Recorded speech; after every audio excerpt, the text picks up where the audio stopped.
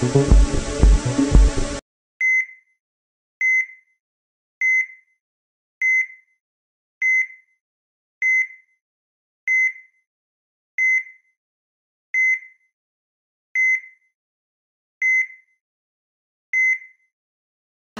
pastor nkaho uje kusoma ubugoma.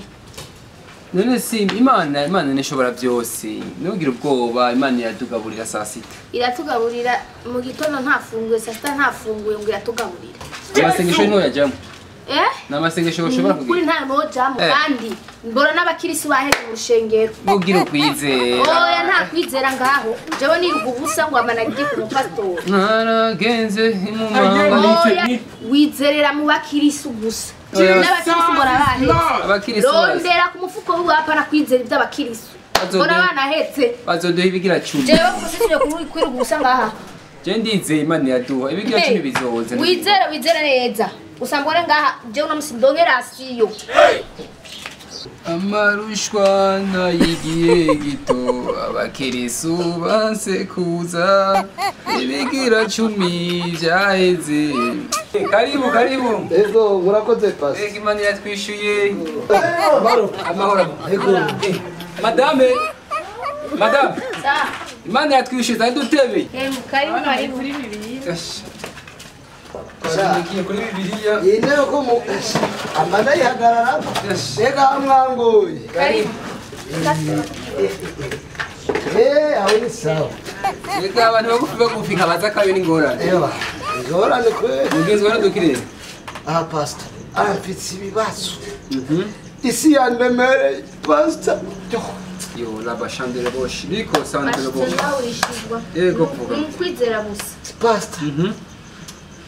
Tubanye n'umutamukanyi wanje. Imyaka 2. Nani koroka. Uri mutambukanyi wawe? Ego. Agusomvye burebure. Pastor. Nuko Imana yabishaje. None utabwe kunuka. Oya la bashandere boshi. Niko sandere boshi. Haleluya hama. Umva pastor. Mukuru umutambukanyi wanje. Ndamukunda. Najarankunda. Ariko rero nta n'ikirundo turigera turumva. Bana nitwibuka. Basi twumve basi yakorotse ariko yagiye. Nta n'ikoroka. Ku kazi hoho baranyirukanye. Ndibaza ko Imana yaduhevye kweri. Baranyirukana ati nta gukoresha abantu bagufi. Bagufiya nkabaza kawe. Sese nzira abantu bagufinya. Ikibazo dufise. Inzi ko pasteur Yesu Kristo yaraye ku muntu mugufi yitwa Zakayo. Atigeze arara ku muntu yitwa Petero kandi baragendana barakundana. Nigeze arara no kwa Yuda ariwe yamugurishije. Niko zondura bashandere boshi.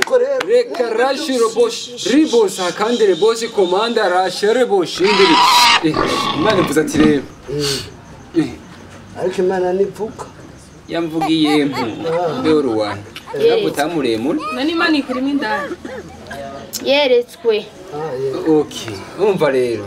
Imana yambwiye ibibazo byawe kushaka muremure, bashaka abana kubyara sukonye. Bashaka guhindurira amateka. Uko gufuka. Urashaka igabanya umutwe wawe ungane nk'uyabandi sukonye. Urashaka kuronka akazi. Iyo ikibazo kihari ni ikinya. None mufise gute? Mu bijanye Inamara gisengera mu kubuye. Jesus is Lord. Ariko ntarabaciramo ndimo mbona Imana nyereka ati nimutange ibyo mufise byose kubera muronka abo bana muronka imigisha. Ibonye yuko mwahora mugunga ku bintu bimwe ariko nimwirekure. Mvuze ukuri. Yo mwazanya ngati. Mwazanya ngati. Shabara kici. Aya ambari business. Oya si business.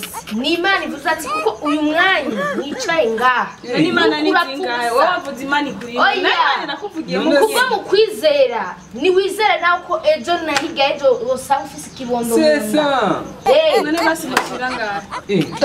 Haje guci. Zimatera ngiye kugura ngiye kuryamako. Erega dushaka umwana Imana ni iki twumva. Umviriza amata. Sa. Uyu mupaseri natane nuraho. Numvise kandi nigeze kwibonera. Erega tugusengera amatuko umwana. Amavuta ya Yesu amanuke ku. Jesus is Lord. iyo mpemu biri muri kuganza si Uwiteka atanga ibihumbi, atanga ubugingo, atanga akazi, atanga abana, atanga byose, atanga imodoka. Nukuri dinamike sinagoge mugasekebuye barasenga apotre wabo arasengera abantu bapfuye bakazuka barasenga onye kuri bibiliati barasenga